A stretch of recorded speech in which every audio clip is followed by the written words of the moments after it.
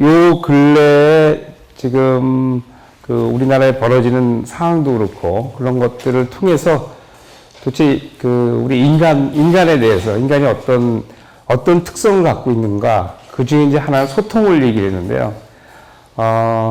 저는 지금 바로 오기 전에도 이제 22살 여자 환자를 보고 왔어요. 바로 근데 부모님이랑 같이 있는데, 우리가 흔히 얘기하는 정신불혈증의 전 단계에서 막 넘어가는 그 단계예요.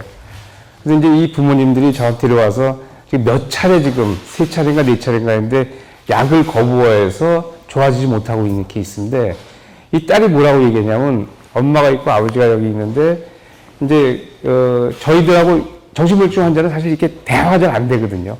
그래서, 벽하고 얘기하는 것 같은 느낌이 들어요. 말이 이제 안 통하니까.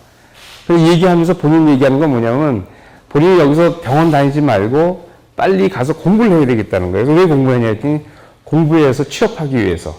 말은 그럴듯한데, 이 사람은 지금 뭐 집에서 나오지도 않고 집에 혼자 있고 친구들도 못 만나고 그런 사람인데, 공부하고 뭐 이 말이 안 되잖아요. 근데 자기는 이제 그렇다는 얘기예요. 그 얘기를 하고, 그 다음에 원래는 되게 착했던 사람이거든요. 근데 뭐라고 얘기하냐면은, 엄마 보고, 여자 어른, 아버지 보고 남자 어른, 이렇게 얘기를 해요. 그럼 나중에는 아버지가 29번 남자분 이렇게 얘기했으면 뭔가 했더니 아버지 샤스에 29라는 곳이 들어가 있는, 예. 근데 이제 이게 뭐냐면, 대화가 이제 안 통하게 되거든요. 그게, 여러분들은 이제 뭐 우리 인간들이 자연적으로 누군가하고 통하는 게 너무 당연하다고 생각하지만, 실제로 저는 어떤 면에서 보면은 누군가하고 말이 통한다는 거가 되게 신기할 정도예요. 우리 얘기하면 즉각적 다 알고, 표정 보면 그 사람 어떤 생각하는 거 다 알잖아요. 근데 이게 실제로는 사실 어떻게 보면 되게 어려운 작업이 이제 벌어지는 건데, 이 정신불혈증이 되게 되면 뇌에서 어떤 호르몬이 이제 올라가게 되면은 세상의 모든 걸 다 위험하게 인지를 해요. 다 모든 걸. 그게 이제 피해망상이라고 얘기하거든요. 모든 걸 믿지 못하니까 저한테도 이 세 어른하고 자기가 얘기하기 힘들다고 얘기하고 왜 약을 먹이냐고 이제 얘기하면서 그야말로 말이 통하지 않는데, 그 엄마가, 딸이 이렇게 얘기하니까 엄마가 얘기하면서, 너가 예전에는 되게 착했던 아이인데 지금은 네가 엄마가 말이 안 통하는구나 하면서 엄마가 막 우는데, 그 어머니의 심정이 어떻게 해도 이 딸을 지금 설득하지 못하는. 그래서 사실 이 딸을 강제로 입원시켜야 되는 상황이에요. 정신불혈증이라는 병이 요 근래는 사실 제가 볼 땐 약이 너무 많이 좋아져가지고 입원하지 않고도 잘 치료될 수 있는 병임에도 불구하고 그 환자는 그야말로 소통이 안 되기 때문에, 많은 커뮤니케이션이 안 되기 때문에 이제 입원해야 되는 상황이에요. 입원해서 이제 치료받아야 되는데, 저희는 그냥 뭐 그런 케이스를 많이 보게 되죠. 그래서, 우리 인간한테는 나하고 누군가하고 같이 얘기를 해가지고 대화가 통한다는 거, 말이 통한다는 거, 이게 정말로 중요한 문제인 것 같아요. 요번 이제 사건 났던 22사단 사건 났던 그 병장, 그런 일이 이제 많이 벌어지잖아요. 총기, 미국에서 옛날에 조승희도 그렇고, 이런 사람들인 경우에 주변에 있는 사람들하고 같이 지내다가 갑자기 공격성을 보이는 사람들, 이런 사람들은 뭘까? 소시오패시다, 사이코패시다, 이 성격장애다, 이런 얘기를 하는데, 이런 사람들은 다른 얘기를 한다면요, 살아오는 과정에 자기의 타인들하고 올바른 소통이 안 됐던 사람들이에요. 우리 인간들인 경우는 나하고 누군가하고 말이 통하지 않는 상태로 지나게 되면은, 그 사람하고 나하고는 일정 기간 지나면은 뭔가 잘 통하지 않는, 그렇게 해서 이게 일정 부분이 지나게 되면요, 소통이 하지 않게 되면은 내가 어떻게 생각하냐면 내 편이 아닌 다른 사람으로 생각해요. 그렇게 되면은 우리 흔히 얘기하는 우리 관계가 이제 없어지면서 마치 상대가 물건같이 되는, 이트가 되는, 너가 아니라. 그렇게 되면은 그 사람의 목숨이라든지 이런 부분에 대한 거는 별로 이렇게 중요시 여기지 않게 되거든요. 그래서, 우리 부부도 마찬가지인데, 부부들도 그런 얘기 많이 하죠. 부부가 서로 대화하고 얘기하고 뭐 같이 이제 부부관계도 하고 이렇게 이제 쭉 살아가는데 이런 애착이 일정 부분 없어지면은 여성들이 이제 그렇게 얘기를 하죠. 남편이 사서 치면 이렇게 찬 기운이 돈다고 타인같이 느껴진다고 얘기를 해요. 그래서 이제 이런 것들이 그 우리 정신과에서 얘기할 때는 애착이 만들어진다, 관계가 형성된다 이런 얘기를 하는데 실제로 그 우리들은 어떻게 보면 여러분들이 생각하는 것보다 내가 타인하고 이렇게 연결되는 거가 훨씬 더 중요하게 살고 있는지 모르겠어요. 그래서 정신과 영역이라는 거는 뭐 늘 이제 이 영역에 대한 거고, 그러니까 소통이 이제 두 가지가 있는 게 누군가하고 나하고 소통이 돼서 결과로 두 사람이 애착이 만들어지는 것이 하나 있을 거고, 그 소통이 잘못 삐뚤어져 가지고 오는 경우가 있어요. 제가 물 좀 먹을 수 있나요? 물, 네. 근데 제가 이제 부부 상담을 하다 보니까, 요새는 이제 그 결혼하기 전 부부들도 와요. 부부 상담. 제가 2002년도에 처음으로 이제 부부 클리닉을 할 때는 그때는 여성들이 주로 왔었어요. 남편은 안 오고. 여성들이 주로 오고, 남자들은 절대 안 오고. 뭐, 그랬는데, 시간이 지나갈수록 남자들이 많이 와요. 많이 오고, 그 남자들이 올 때 이제 곤욕스러워 하는 표정이고, 요즘은 맞는 남자들 참 많아요. 맞는 게, 직접 주먹으로 맞는 것 뿐만 아니라, 여자들이 이제 의심한다든지, 집착한다든지, 뭐 한다든지 하면, 정말 너무 힘들어하는 남자들 요새 진짜 많아요. 며칠 전에 또 왔던 여러분들 어떻게 생각하는지 모르겠는데, 이제 두 사람 다가 이제 그 유학파예요. 유학파라서 27살, 29살 이렇게 되는데 좋은데 취직해가 증권 계통이 있어가지고 연봉 되게 많이 받더라고. 연봉 증권가나 이런 데 있는 분들은 많이 받는 분 많더라고요. 젊은 사람들이 2억 이렇게 받던데 어마어마하게 받더라고요. 그런 사람이에요. 그러니까 흔히 얘기해서 모든 게 다 좋은 사람이야. 인물도 잘생기고, 영어도 잘하고, 돈도 잘 벌고, 이제 이런 사람이에요. 스펙이 아주 좋은 사람이고, 여성도 마찬가지예요. 마찬가지고, 집안도 괜찮고, 유학하고 다 괜찮아요. 다 괜찮은데, 이 남자가 요 근래 처음에는 너무 좋았어. 이 여자가 이제, 이 여성분이 결혼하려고 마음 먹다가 얼마 전에 이제 그게 하나 안 돼서 마음 상한 상태에서 아주 멋진 남자가 나타나가지고 좋아했어요. 좋아하고, 또, 남녀가 만나면은 남자들이 참 잘해주잖아요. 제가 많이 듣는 것 중에 하나는 저희 이제 부부 상담에 대한 얘기를 쭉 듣다 보면은 다 뭐라 그러냐면 부인들이 하는 말이 다 거의 비슷하게 하는 얘기가 있어요. 연애할 때 날 너무 잘해줘가지고 나한테. 너무 나한테 잘해주는 본인의 경험으로 생각하잖아요. 근데 연애할 때 진짜 남자들이 잘해주잖아요. 잘해줘서 여성들이 연애 시절에 남자한테 받는 이 사랑은 부모한테 받는 사람하고 비교가 안 돼요. 부모는 자식한테 나눠주잖아요. 연애할 땐 독점적으로 한 사람한테만 정말로 헌신적으로 잘하니까 자기는 그 사랑이 이제 퍽 빠졌다고 이렇게 얘기를 하는데, 그렇게 사랑도 받고 멋있는 남자고 해서 좋았어요. 한 석 달 좀 지났는데, 문제가 발생하기 시작하는 게 뭐냐면은, 이 사람은 되게 바쁜 시간인데 거의 매일 만나요. 매일 시간 내서 만나. 근데 이 여성분인 경우는 이 남자만큼은 그렇잖아요. 연애 시절에 여자들이 이렇게 남자처럼 먼저 달아오르지 않잖아요. 여자들은 제가 볼 때는 마음을 주고 난 다음부터는 달아오르는데 마음 주기 전까지는 별로 안 그런단 말이에요. 근데 이 여성분은 아직 결정한 상태가 아니었어. 그래서 좀 뜸하게 만나는데 어떤 일이 벌어졌냐면은, 본인이 이제 매일 만나야 되는데 이 여자분이 자기 옛날 동창들 만난다고 해서 동창들 만나고 싶다고 이제 얘기를 했더니 이 사람이 이제 화가 난 거예요. 화가 난 이유가 뭐냐면은 어떻게 나랑 같이 연애를 만나고 있는데 나 이외에 다른 사람을 만나고 싶은 마음이 있을 수 있냐는 거예요. 어떻게? 나 이외에 다른 사람을 만날 수 예? 그리고 이 여성분이 예전부터 알고 있던 남자들의 하나도 못 만나게 하고, 절대 만나면 안 돼요. 만나면 안 되고, 그래야 된다는 거예요. 이게 이제 너무 사랑하니까 이제 좋다고 받아들였는데, 점점 갈수록 이게 심해지는 거예요. 그러다가 며칠 전에 여자 생일이었었어요. 생일이었는데, 그래서 저 친구들을, 이제 동창들을 부르니까 여자 6명에 남자친구 2명인가? 이렇게 부르고, 이 남자친구도 불렀어요. 같이. 여기 이제 생일 파티 한다고 불렀는데, 여기서 이제 문제가 발생한 거예요. 이 남자가 여기 와가지고 골이 너무 화가 나가지고 도중에 가겠다고 얘기를 하는 거예요. 자기 피곤하다고. 그래서 이제 달래고 하다가 하여간 이제 있게 됐는데, 이 남자들이 있다는 것 때문에 너무 화가 난 거예요, 이 남자가.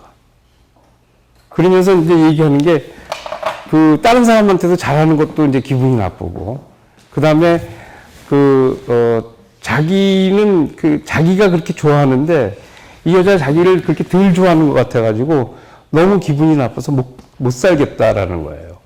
그 다음에, 이 여자가 다른 걸 행동하지 못하게끔 하고, 독점하고, 거기다가 뭐냐면, 한 분은 이 여자 잠깐, 여자분이 어디 가는 사이에 핸드폰을 본 거예요. 핸드폰을 봐가지고 거기에 남자들하고 연락한 게 있으니까 그다음부터 막 밀치고 이제 난리가 난 적이 있어요.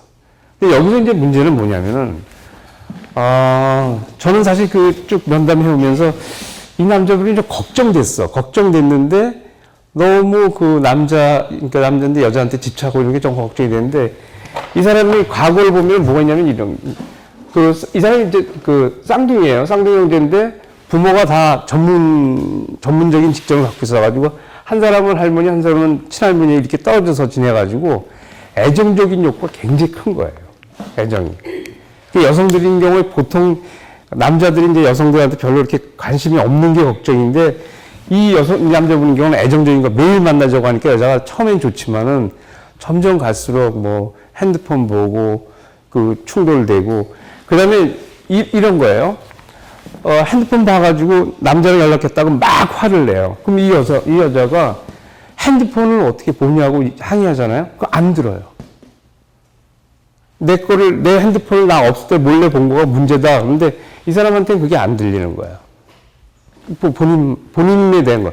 이 사람은 너무나 철저하게 옳은 사람이에요. 잘못이 거의 없어. 자기 일도 완벽하게 일하는 사람이고, 여자한테 잘못하는 게 거의 없어요.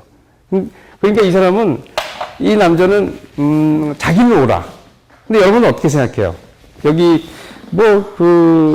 남자분, 여자분이 같이 있을 때, 핸드폰이나 이메일 같이 공유하자는 분들 있죠? 여기서 공유했으면 좋겠다는 분도 계세요? 배우자하고? 예? 없어요? 집에 가서는 있고 여기서는 없고. 저 생각보다 이 문제를 갖고 많이 얘기하더라고요. 핸드폰을 다 열어놔야 된다는 거예요. 그리고 절대 못 만나게 하고. 그래서 저는 이 케이스하고 또 다른 케이스는, 남자가 핸드폰 다 뒤지고 그 여자분한테 남자들 만나는 거 다 못 만나게 하니까, 이 여자가 나중에는 뭐가 생겼냐면은, 이런 면에서는 남자한테 완전히 눌려 지내는데, 남자의 예전 여자에 대한 의심으로 나와가지고, 이제 거꾸로 이제 여자한테 당하는 이제 그런 케이스가 하나 있었어요. 사실 이 두 사람이 이제 대화가 거의 안 돼요. 안 되는 상황이 됐는데, 저는 이 결혼하게 되면은 제일 걱정이, 결혼 전에도 이러는데 결혼하게 되면 정말 말이 안 통하거든요. 말이 안 통해가지고 본인의 관점만 보고 상대 관점을 모르는 사람들이 참 많아요. 이 불통인 경우에. 근데 여성들은 여성은 여성이야. 제가 이게 되게 위험한 관계다라고 얘기하는데, 자기는 헤어지고 싶은 마음이 없어요. 남자하고. 남자 때문에 너무 고통받는 거 있으면서도. 그 여성들인 경우는 관계를 맺게 되면은, 그 다음에는 그 관계에서 벗어나는 게 되게 어려운 상태가 돼요. 좀 이따 제가 이제 좀 더 설명드리겠지만, 하여간 이 두 사람의 문제와 같은 경우를 저희 참 많이 봐요. 한쪽은, 그러니까 나하고 상대하고가 실제로 말은 하고 있지만 서로가 전혀 다른 상대의 마음을 알지 못하는 거. 우리가 볼 때 여러분은 어떨지 모르겠어요. 저희 집 사람이 가끔 제 마음을 잘 찝긴 찝어요. 제가 입이 이쪽으로 올라가면 술 먹고 싶은 거고, 그런 거 잘 알긴 알던데, 그러니까 잘 아는데, 우리는 이제 상대의 마음을 잘 안다고 생각하잖아요. 그죠? 근데 상대 마음을 안다는 거가 사실 굉장히 어려운 일임에도 불구하고 우리는 보통 상대 마음을 잘 안다고 생각하고 저희가 볼 때 그 갈등이 많은 사람들의 많은 상태는 특히 남자들이 이제 여기 남자분들 계시고 저도 마찬가지지만 남자들의 제일 큰 문제 중에 하나는 남자들이 저는 우리나라 남자들 특히 제가 볼 때는 아내를 사랑하는 사람 많다고 봐요. 굉장히 아내 많이 사랑해요. 분명한 건 사랑 많이 해요. 근데 사랑하는데 어떤 식이냐면 자기 관점의 사랑을 해요. 제가 예전에 본 분을 한번 소개해 볼게요. 이분이 이렇게 사랑하시는 분인데 이 양반은 처음에 올 때 그 부인이 바람이 나서 왔어요. 부인이 외도를 해가지고 저한테 올 때 뭐라고 얘기하냐면 자기 아내가 그 제비족한테 걸렸다고 왔어요. 와가지고 처음에 올 때는 어떻게 하면은 그 아내를 데리고 올 수 있을까? 이제 그 얘기를 저한테 이제 상의하러 왔는데 쭉 얘기를 듣다 보니까 이 부인이 제비족한테 한 것보다 이 남편의 과격성 때문에 그런 것 같거든요. 얘기하는데 자기가 약간 성질이 좀 급해가지고 밥상이 좀 늦게 나오면 이게 좀 던지기를 한대요, 밥상을. 밥상, 예, 좀 던진 적은 좀 약간 급해가지고. 그 다음에 애들을 좀 팬 적은 있고. 예, 예. 그거 위엔 자기 별로 없대요. 자기는 진짜 아내를 좋아한대요. 얘기 들어보니까 시어머니는 일찍 돌아가지고 시아버지 모시다니 시아버지가 되게 예뻐했던 며느리예요. 그러니까 이 며느리 되게 괜찮았던 사람이거든요. 시아버님 돌아가시고 난 다음에 그냥 나가버렸어요. 집 나가버린 거예요. 근데 전혀 이 사람 몰라요. 본인 때문에 그렇다는 거.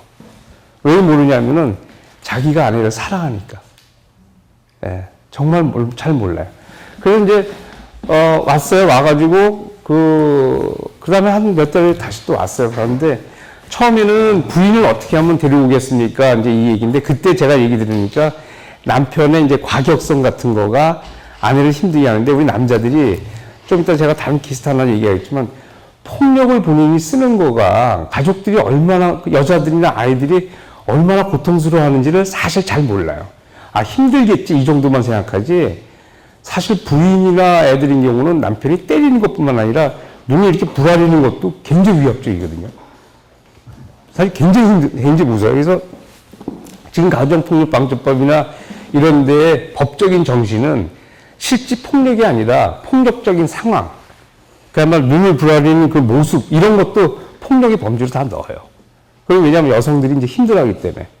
근데 우리 남자들인 경우는 무의식적으로 이제 눈을 부라리는 거니까 자기는 모르잖아요. 그러니까 가족들한테 힘들게 했다는 거 잘 몰라요. 이게 눈 부라리고, 저희 아버님도 옛날에 그러셨어요. 난 왜 그러셨는지 잘 모르겠는데, 왜 이렇게 화를 많이 내셨는지 모르지만, 눈을 막 부라리, 저 기억이 나요. 근데 상대 같은 잘 몰라. 이분도 잘 모르는 거예요. 몰라서 부인이 이제 갔다고 해서 한 몇 개월이 다시 와서 그때 저희 얘기 듣고서 아내가 자기 때문에 그럴 수 있을 가능성은 이제 좀 어느 정도 알았어요. 그리고 이제 왔어. 왔더니 왜 왔냐 그랬더니 자기 부인 데리고 왔대요. 다시 데리고 왔는데 또 나갔대. 왜 나갔냐니까 데리고 와서 또 팼대. 그래서 또 나갔대요.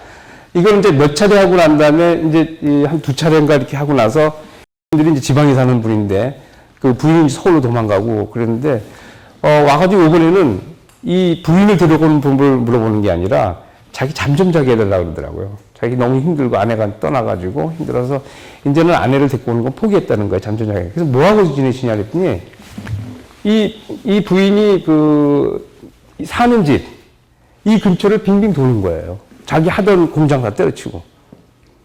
그리고 왜 그거 하고 있냐 그랬더니 이 분이 실제로 어떤 남자랑 같이 갔어요. 남자랑 같이 있으니까 이 남자가 나쁜 제비이기 때문에 자기 아내를 해를 끼칠 거라는 거예요. 해를 끼치면 자기가 그때 구해주기 위해서 빙빙 도는 거예요. 그리고 뭐라 그러냐면 부인이 나중에 병들면 틀림없이 병들 건데 이놈한테 이제 당해서 그때 자기가 평생을 데리고 그 부인을 그거 하겠대요. 그래서 이제는 자기 한번 부인 근처에 가니까 부인이 막 난리치고 뭐 그러니까 이제 부인이 접근도 못하고 이제 이러는 거예요. 그래서 제가 이제 이분을 보면서 어떤 생각이냐면 우리 남자들, 한국 남자들이 다 이렇다고 생각하는데 뭐냐면 사랑이 되게 깊어요. 깊어가지고 이 사람은 그거거든. 이제는 자기를 버리고 떠난 여자지만 자기가 사랑했기 때문에 그 여자가 힘들면 자기가 나중에 책임지겠다는 되게 멋있는 남자잖아요. 근데 같이 살 때는 왜 그렇게 같이 살 때는 그걸 실제 멋있는 걸 갖고 있으면서도 우리 한국 남자들이 같이 살 때 이렇게 상대를 힘들게 하는 건 뭐냐면은 실제 가족이 어떻게 지내는지 뭘 힘들어하는 건지에 대한 걸 잘 모르기 때문에 그래요.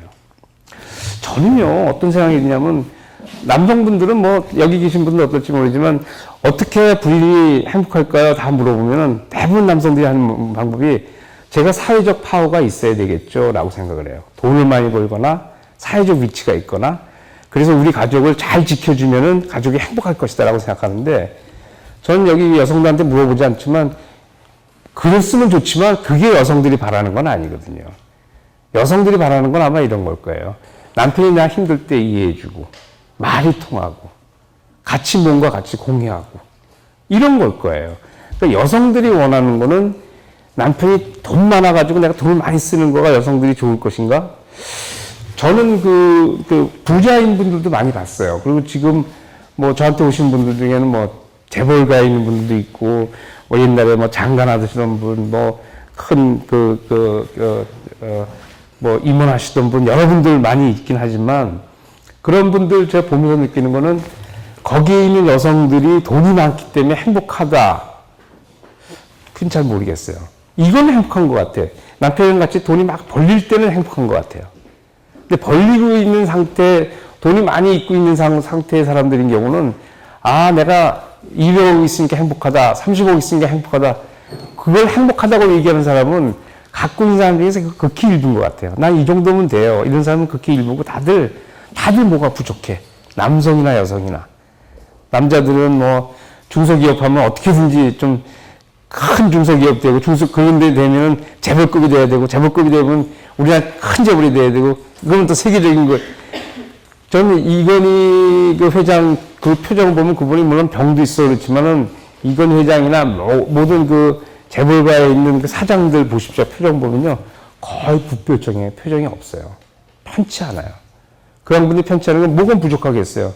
근데 그 양반들은 더 나가야 되고, 그 다음에 지금 그 위험한 걸 없애야 되고, 더 잘 되고 하다 보니까, 그러니까 늘 얼굴이 이제 굳어져 있거든요.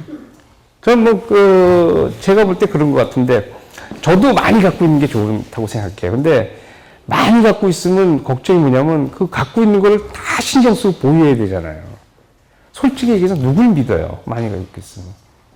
그러면 그 주변 사람들 다 관리해야죠. 아, 너무 힘들 것 같아요. 우리 같은 사람은 못할 것 같아요. 그래서 저는 재벌도 못하고 병원도 못 세웠어요. 그래서 병원에도 난 할 자신이 없어.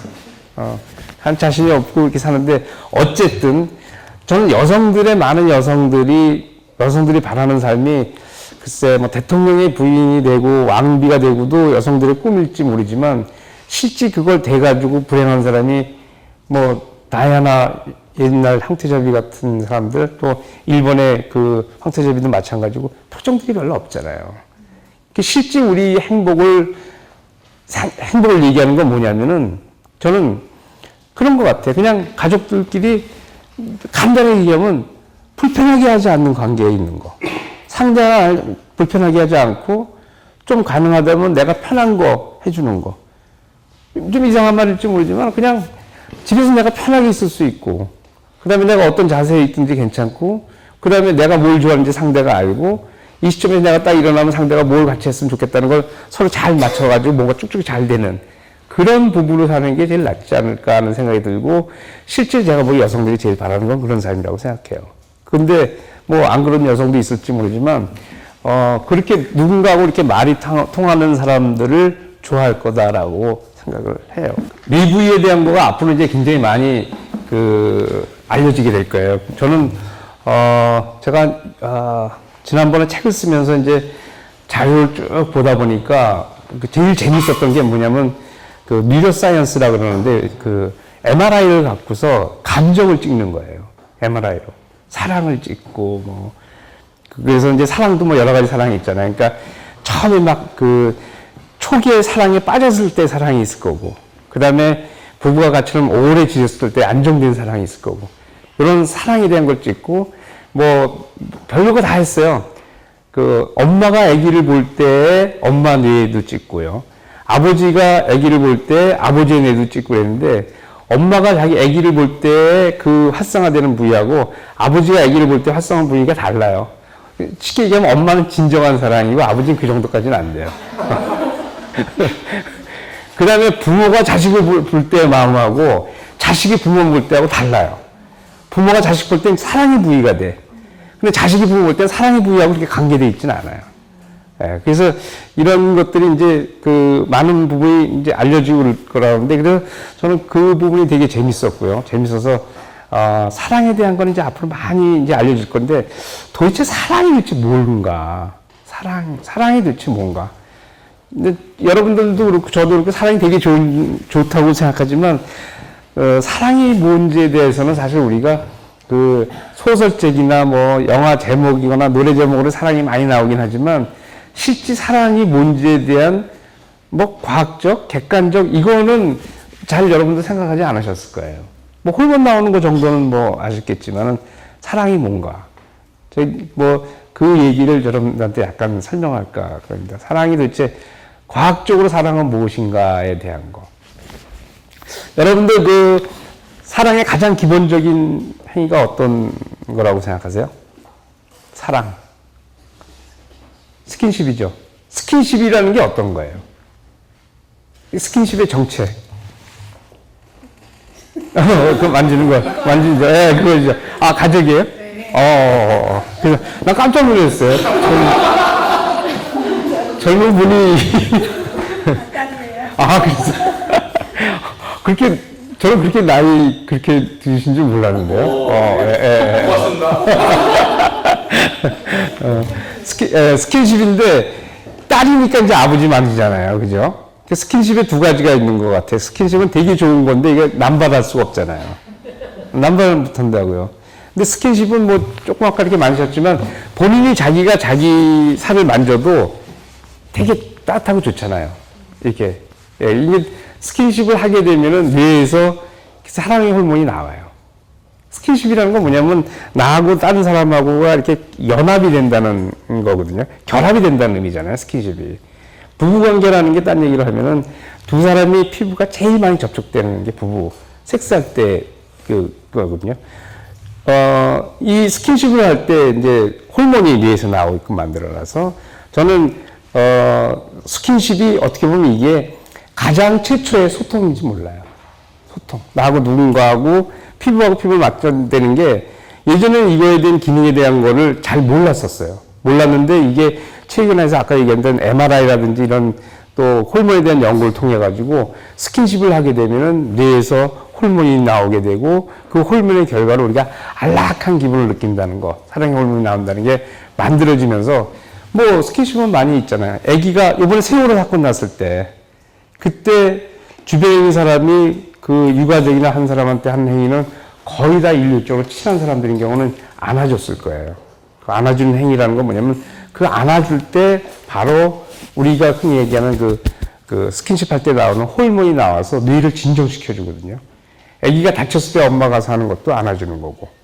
그래서 그 피부하고 피부 접촉하는 것은 우리가처럼 사회적 생활을 하는 동물들인 경우에 이제 포유동물서부터인데 포유동물서부터는 스킨십을 하게 되면 뇌에서 호르몬이 나오게 돼요.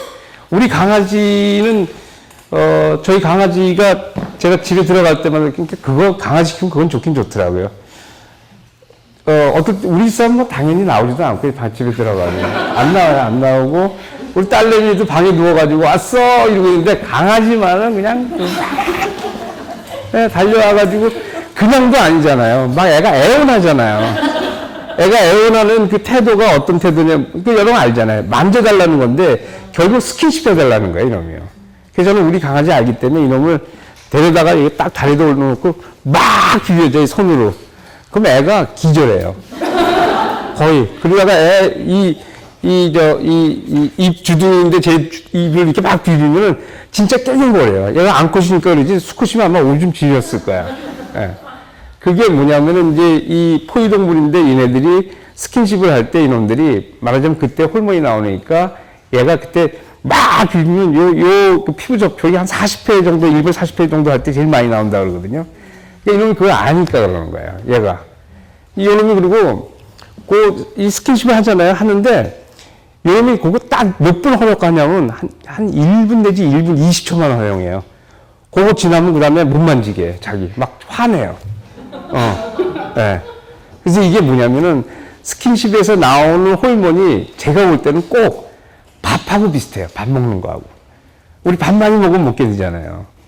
사랑도 마찬가지로 사랑이 너무 많으면은 질리고 사랑이 어느 정도 적을 때 좋고. 그래서 제가 볼 때는 그래서 사랑이라는 거는 사랑이 바로 가장 원시적인 사랑 형태 중에 스킨십이 이제 소통인데 이것이 이제 어디서부터 나오냐면은 집단 생활을 하는 동물서부터 나온다는 거예요. 집단 생활. 그러니까 집단 생활을 하지 않는 동물들, 뱀이라든지 악어라든지 어리라든지 이런 동물들인 경우는 피부를 아무리 접촉해도 안 나오는데 집단 생활하는 동물서부터 이제 나오는데요. 저는 제가 요 근래 이제 읽는 책이 그러다 보니까 제가 이제 많이 보는 책은 뇌에 대한 책이나 생물학에 대한 책을 많이 보게 돼요. 요새 많이 보는 책이 지구의 정복자라는 책인데 그거는 개미 얘기예요. 개미. 여러분들 개미에 관련되어 있는 생물학의 책들이 많이 나와요. 왜 그러는지 혹시 아세요? 개미? 개미가 사실은 맞아요. 집단 생활에서 하는데 어마어마한 동물이에요. 개미는요 거의 곤충의 인간이라고 생각하면 돼요. 실제로 개미는 농사도 지어요. 농사도 지고 가축도 길러. 예, 개미가요. 예, 가축도 기르고 봐봐요. 3대가 몰려 있고요. 집 만들어 놓고 그 다음에 분업이 있고 자기네들끼리 연락하는 수단이 있고 해가지고 개미를 이제 진사회성 동물이라고 그러는데 곤충 중에서는 개미하고 벌 이런 종류들이 좀 있고요. 그 다음에 곤충 말고는 인간 위에는 이 정도로 갈 수 있는 동물이 없어요. 그래서 개미에 대해서 연구를 많이 하는데 결국 개미에 대해서 연구를 많이 하는 거는 인간을 연구하기 위한 거예요. 그러니까 어떻게 진화 과정에서 개미가 지구상에 나왔을까에 대한 건데 그거는 당연한 거예요. 그러니까 개미가 곤충의 제왕이 된 거는 개미가 집단 생활, 그러니까 진사회성을 만들어서 그러는데 그렇기 때문에 곤충에서는 개미가 왕이에요. 개미를 이기고, 봐요. 혼자 하고 있는 거하고, 때를 지어가지고 개미가 하는 거하고 비교가 안 되잖아요. 혼자 사는 동물들은 먹이도 자기가 해야 되죠. 그죠? 그 다음에 외부에 침입도 해야 되지. 새끼는 기르지 않지만, 그러니까 자기가 모든 걸 다 해야 되는데, 개미는 분업화되어 있기 때문에 한 놈은 먹이 갖고 오고, 한 놈은 외부에 침입 받고, 한 놈은 새끼 기르고, 이러다 보니까, 개미를 따라갈 수가 없죠. 마찬가지로 우리 인간이 훌륭한 거는 바로 훌륭한 거라면 우리가 이제 진화상의 꼭대기에 있는 것은 우리가 이제 사회성을 이렇게 잃었다는 건데 인간하고 개미하고의 또 큰 차이가 있어요. 개미는 1억 년 전에 개미가 쭉 나와가지고 지구상에 쭉 있는데 진화가 별로 안 돼요. 개미는 거의 비슷한 상태로 가는데 우리 인간은 계속 발전하잖아요. 그 이유가 뭐냐면 개미한 개미는 자기 집단이 일개미건 병정개미가 쭉 있다면 얘네들은 사실 다 똑같은 형제예요. 똑같은 형제가 똑같이 분화된 거야. 거기서 그러니까 여왕벌 같으면 로얄젤리 같은 거를 먹이면은 여왕개미가 여왕벌이 되는 거고, 일반적으로 보면 일개미가 되는 거고, 딴 걸 먹으면 병정개미가 되고 이러는 거거든요. 얘네들은 다 유전적으로 똑같아요. 똑같은데 서로 분화가 된 거예요. 근데 우리 인간은 어떠냐? 다 달라. 각자가 다 달라요. 아주 다 다른 사람들인데 이 사람들이 개미같이럼 서로 연결되는 거예요. 이게 인간이 개미에 비해서 문화적으로 굉장히 커질 수 있는 건데, 자, 각자가 다른 뇌를 갖고 있는 사람들이 개미와 같이럼 서로 연결되려면 얼마나 정교한 시스템이 있어야 되겠어요. 그래서 우리 뇌를 보면요. 실제 여러분들의 우리 뇌를 이렇게 보면 뇌의 대부분은 다른 사람하고 소통하기 위한 부위가 대부분이에요. 실제 손을 움직이고 이런 데 그렇게 많지 않아요. 뇌 부위가 뇌가 이렇게 이렇게 뇌 부위가 있다 그러면은, 대략 비율을 보면 이러냐면, 얼굴이 한 이만큼 돼요. 얼굴이 이만큼 돼. 손이 한 이만큼 돼. 나머지 부위는 별로 없어요. 이거는 뭐냐면, 얼굴이라는 게 뭐냐면은, 여러분들의 얼굴이 어떤 역할을 한다고 생각하세요? 여러분들 얼굴. 얼굴이, 인간한테 얼굴의 의미. 네? 네? 네? 뭐, 어떤 거요? 생각을 담는 거. 그거 맞아요. 생각 담는 거. 생각인데 어떤 자기 머릿속에, 자기 마음속에 있는 생각이죠. 그 생각이 사실은 뭐 지금 얘기하시니까 근데 그건 맞는데 자기 생각을 갖다가 얼굴에 다 표현하거든요. 그래서 저는 뭐 여러분들의 표정을 보면은 대충 감 잡아요. 저도. 점쟁이들도 마찬가지잖아요. 점쟁이나 저희나 정숙회사랑 거의 비슷한데 표정 보면 대충 감 잡아요. 그리고 몇 마디 말이 나오면 거기에 싹 맞추면은 대충 뭘 것이다 이렇게 아는 거예요. 제가 볼 때는 점쟁이들하고 정식회사하고 너무 비슷해요. 네, 너무 비슷해. 그런데 그 사람들이 어떠냐면, 그 사람 점쟁이이신 분들은 그래가지고 그 사람이 뭐 미래를 예측하는 것 같지만 사실은 그 사람은 과거를 보는 거죠. 과거를 봐서 과거의 미래에 될 수 있을 것인데 바로 얘기하신 대로 얼굴 표정이라는 것은 내 마음 속에 있는 현재 내 마음 상태를 그대로 반영해요. 내 마음 상태에 있는 거를 갖다가. 내 감정, 우리 뇌 안에는 감정의 뇌라는 데가 있는데 그 아주 깊숙이 안쪽이에요. 그 감정의 뇌에서 갖고 있는 감정 상태. 그거를 얼굴에다 그대로 표출하는 거예요. 왜 그러느냐? 왜 그럴 것 같아요, 여러분들? 마음속에 있는 감정 상태를 얼굴에다 그대로 표출해주는 이유는 뭘까요? 혹시 여러분들 알아요? 보라고 그러는 거죠. 보라고, 조용히 있으면 보라고 그러는 거예요. 왜 보라고 그러는 걸까? 이거는 같은 편일 때는 소통하기 위해서. 그럼 이건 뭐하고 똑같냐면, 여러분 이거 생각하면 돼요. 차에 깜빡이라고 생각하면 돼요. 신호등하고요. 차가 달릴 때 깜빡이가 없으면 어떻게 되겠어요? 그 차들이. 다 엉키고 난리가 나잖아요. 우리 표정은 뭐냐면 상대하고 우리가 소통하기 위해서 하는 거예요. 그러니까 내 상태를 상대한테 알려줘야지만 소통이 될 거 아니에요. 그 사실은 우리가 이 얼굴 표정이 상대한테 나가 어떤 상태다라는 걸 알려줘요. 인상 쓰고 있으면 나 화가 났으니 건드리지 마 이거고, 나 쌩기고 있으면 나 괜찮으니까 와서 말 걸어도 좋아. 뭐 이런 거란 말이에요. 그러니까 이게 이제 간단하게 얘기하는 거지만 실제로 우리는 얘기를 하면서 상대 표정을 봐가지고 표정이 괜찮을 것 같으면 그 다음 걸 이어가고 무의식적으로. 이걸 잘 못 읽게 되면은 커뮤니케이션 잘 안 되는 거예요. 그래서 얼굴 표정이요. 여자하고 남자가 어떻게 차이가 나냐면은 여성들인 경우는 얼굴 표정을 이렇게 막 세분화해가지고 뭐냐고 물어보면 다 잘 맞춰요. 남자들 잘 못 맞추는데 특히 제일 잘 못 맞추는 애들이 그 청소년 남자아이들. 얘네들은 고통스러운 얼굴하고 이게 좋아하는 얼굴 이런 거 잘 구분을 못해요. 어떤 부분에 이런 걸. 예, 잘 못해요. 그래서 실제 남성분들인 경우는 여성들보다 얼굴 표정을 읽는 능력이 떨어져요. 이유가 뭐겠어요, 여러분들? 혹시 아세요? 남자가 여자보다 못하는 것, 이유. 얼굴 표정을 잘 이해 못하는 것. 그 사람의 고통 이런 건 잘 못 봐요, 남자들이. 단세퍼예요. 저 인정합니다, 인정해. 옆에 계신 분은 아니죠? 이게 다른 게 아니라 여성분들인 경우는 아기를 기르기 때문에 이게 아기 어렸을 때부터 아기하고 같이 잘 읽어야 돼요. 아기에 대해서 정교하게 알아야 되기 때문에 뇌가 그쪽에서 굉장히 발달된 거예요.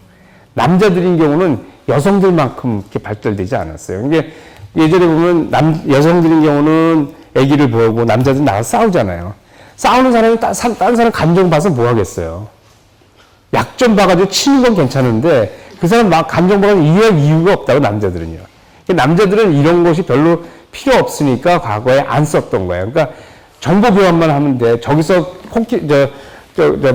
어떤 동물이 와서 잡을 때는 어떻게 해야 나 이렇게 소리 지르면 그때 내가 너 잘못했으니까 화난다 뭐 이런 것들만 읽으면 되는 것이지 그 사람의 고통 이런 거는 어떤 경우 전쟁 상황에서는 있는 사람의 고통을 안 읽어주는 게 더 낫단 말이에요. 그죠? 그러니까 남자들인 경우는 그런 거에 둔감하게 되고 여성들인 경우는 굉장히 잘 알게 되고